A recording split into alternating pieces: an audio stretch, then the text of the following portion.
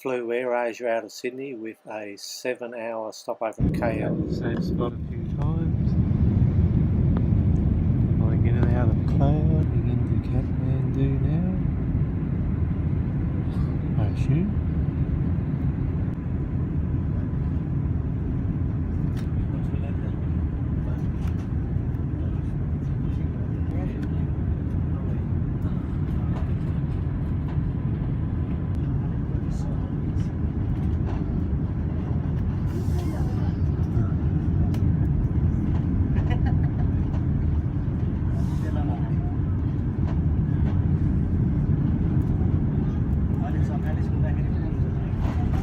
And we're down.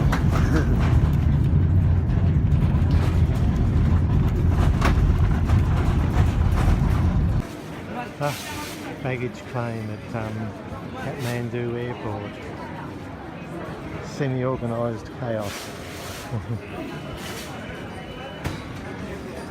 But here I am. Now driving in Kathmandu.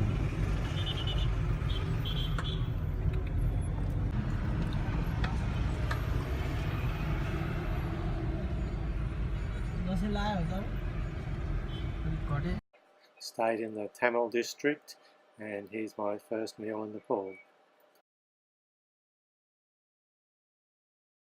The main street of Kathmandu.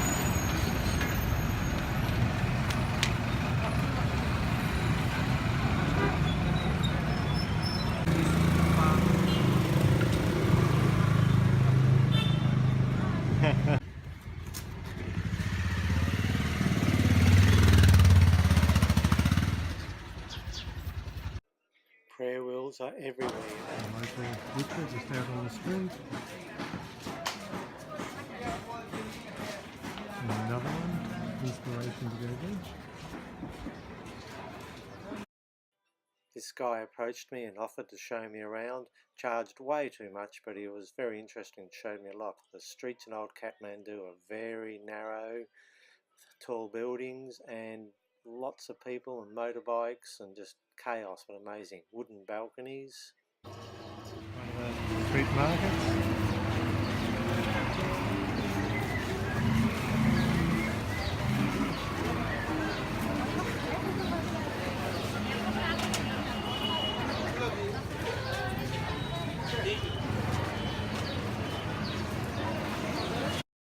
Just a few chilies lying around.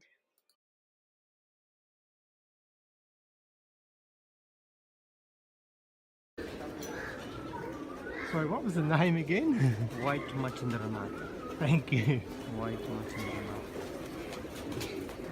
They see the Okay, so that's the Yamaha god. Yamaha god, so he is a dead person goddess, so we call Samsara. So they have 3 eyes, 2 eyes like normal, with third eyes, wisdom, justice, see the future. So God life, human being, demigod life, and animal life, hungry ghost, and hell life. Center is Nirvana, and Tibetan Buddhism we call mantra Om Mani Padme Hum. So this is the wheel of life, Samsara. Thank you. Photo. Oh, hang on. This is we call pray wheels, the mantra we call Om Mani Padme Hum. Repeat again and again. Money. All the pigeons around the temple.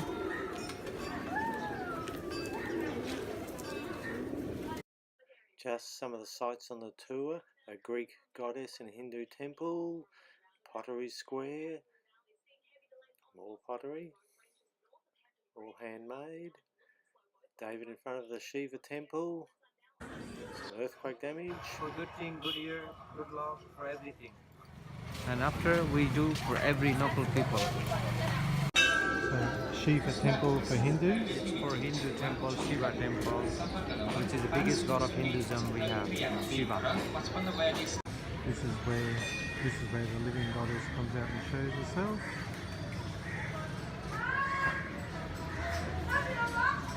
Shiva temple. Buddha tree.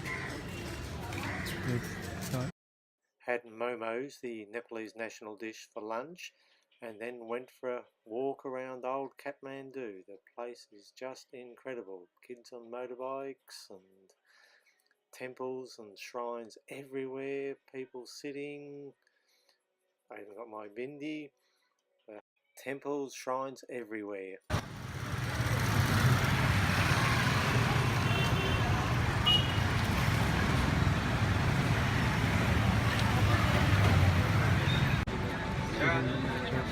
Incredible. The narrow street.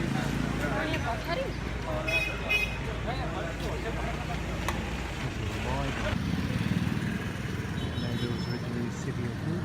A lot of the buildings have these verandas.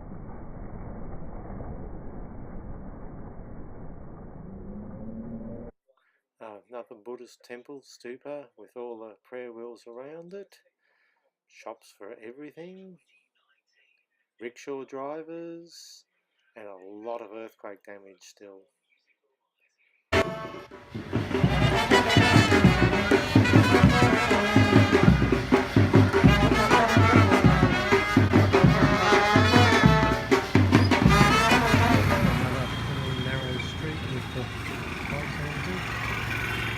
More earthquake damage.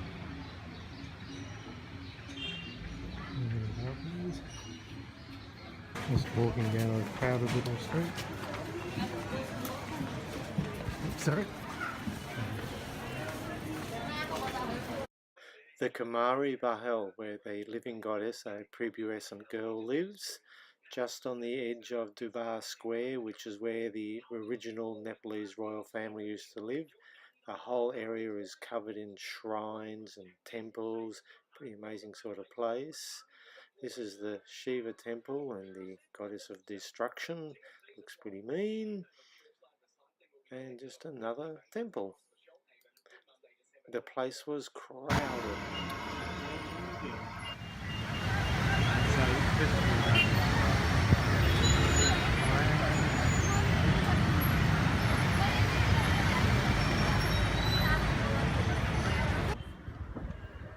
Address restaurant. Looking down into the street, grass on the roof there.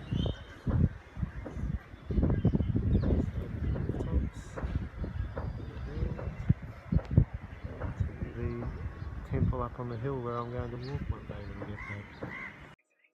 At the end of the day, I went up onto the rooftop terrace on the Address Hotel where I was staying and took these lovely photos overlooking all of Kathmandu. Right off in the distance we will see the monkey temple where I'll have a walk to later on in the trip.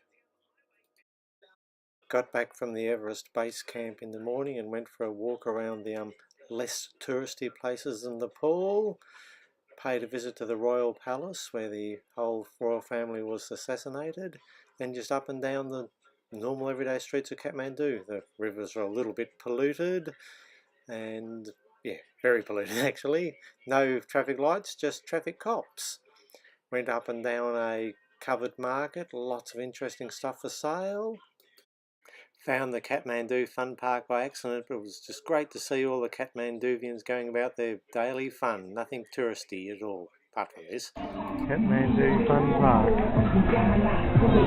There are the real big rides here as well, but these are for the kids.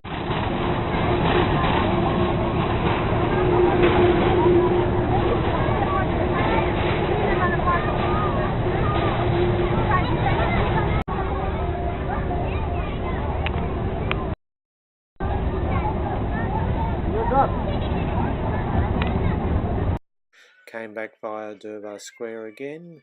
A lot of holy men sitting around asking for money from the tourists. A lot of earthquake damage though. A lot of buildings propped up with props. A lot of little courtyards with again buildings propped up and a lot of very old buildings in those courtyards. Today I went on a walk to the Swayambanath temple, also known as the Monkey Temple, on a hill overlooking Kathmandu. Past the butcher shop on the way. All around Kathmandu there's dogs just sleeping in the streets. Crossed over the Vishnumati River, just some kids down by the river. Passed by the Bicheswari temple, a temple to Ganesh, the elephant god, and finally reached the temple. Lots of stairs up to the temple, and this is them looking back down. The dome at the base of the stupa represents the entire world. The eyes represent when a person awakes from the bonds of the worlds and reaches enlightenment. And the 13 pinnacles on top symbolise the 13 stages you have to go through to reach enlightenment. It's also known as the Monkey Temple for a very good reason. The place is surrounded by monkeys running, playing, even feeding their young. We are at the Monkey Temple, or this I can't pronounce it. And there goes one of the monkeys.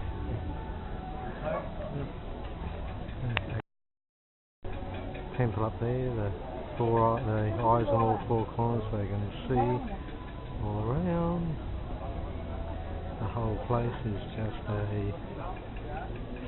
whole lot of little mini stupas and souvenir sellers, and it's just a sleeping dogs and old buildings. More monkeys at the temple.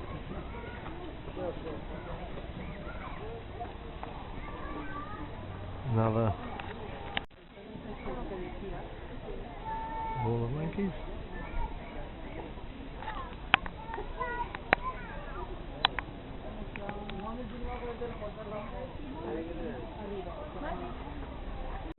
And still more monkeys everywhere. The whole temple is covered in prayer flags. As the wind blows, it takes the prayers up to heaven. They take selfies in the pool as well. And the elephant god Ganesh again. Great homemade swing.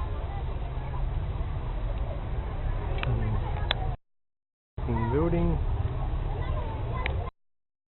And more prayer wheels. I love the kids on the swing. The swing is just made out of bamboo stuck in the ground. The golden Amadeva temple out the back of the complex. Also cremations out the side of the complex. Crossed back over the Vishnumati river. It is very polluted. Rubbish just floating everywhere. Walking down the street on the way back from the Monkey Temple.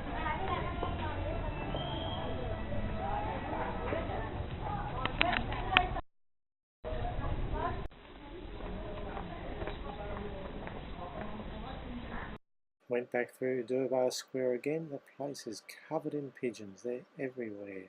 Cover girls on the steps and a guy selling some flutes. On the streets in old Kathmandu, it is just people, colour, motorbikes. Like this is the street that motorbikes go up it. Brass shops, hat shops, temples, shoes, just everything.